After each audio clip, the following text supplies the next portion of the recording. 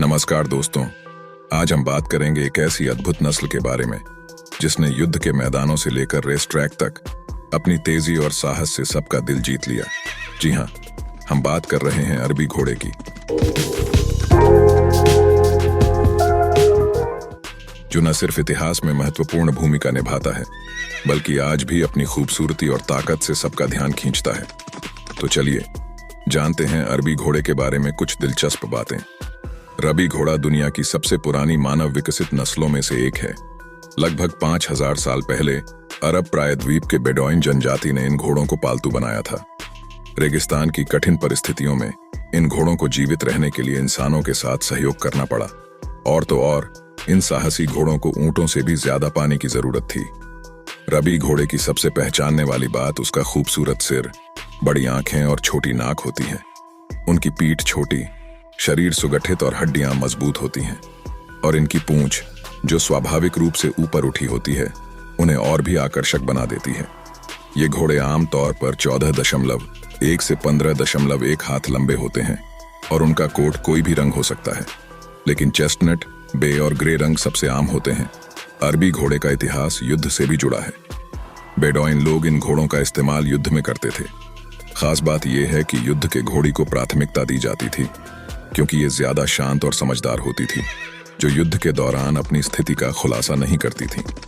अब अरबी घोड़े केवल युद्ध में ही नहीं बल्कि घुड़सवारी और रेस के लिए भी लोकप्रिय हैं। आजकल इन्हें कई देशों में ट्रेल राइड्स और घुड़दौड़ में इस्तेमाल किया जाता है। उनकी गति, सहनशक्ति और लचीलापन उन्हें इस खेल में अविश्वसनीय बनाते हैं। क्या आप जानते हैं, घोड़े दिन में केवल 4 से 5 घंटे सोते हैं और इसमें से कुछ घंटे वो खड़े होकर झपकी लेते हैं। ये खासियत उनके शरीर में होती है जिससे वो खड़े रहते हुए भी आराम से सो सकते हैं। लेकिन गहरी नींद यानी आरएम नींद केवल तब आती है जब घोड़ा लेटता है। अरबी घोड़ा दुनिया के सबसे तेज जानवरों में से एक है। ये 60 से 70 किलोमीटर प्रति घंटे की रफ्तार से दौड़ सकते हैं। हालांकि एक घोड़ा सवार के साथ औसतन 30 से 40 किलोमीटर प्रति घंटे की रफ्तार से दौड़ता है, लेकिन फिर भी ये असाधारण गति होती है। घोड़ों का आकार दुनिया भर में बहुत विविध होता है। कुछ बहुत छोटे होते हैं तो कुछ 175 सेंटीमीटर तक ऊंचे होते हैं। और अगर बात करें जीवन की, तो ठंडे खून वाले घोड़े औसतन 18 साल तक जीवित रहते हैं।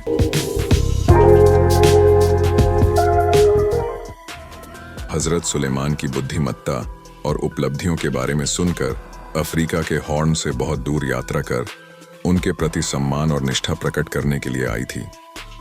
सुलेमान को घोड़ों के प्रति उनके ऐतिहासिक प्रेम के बारे में जानकर उन्होंने उन्हें कई उपहार दिए, जिनमें से केवल एक को स्वीकार किया गया, एक अद्वितीय अरबी घोड़ा जिसका नाम सफनाथ था, जिसका अर्थ है शुद्ध।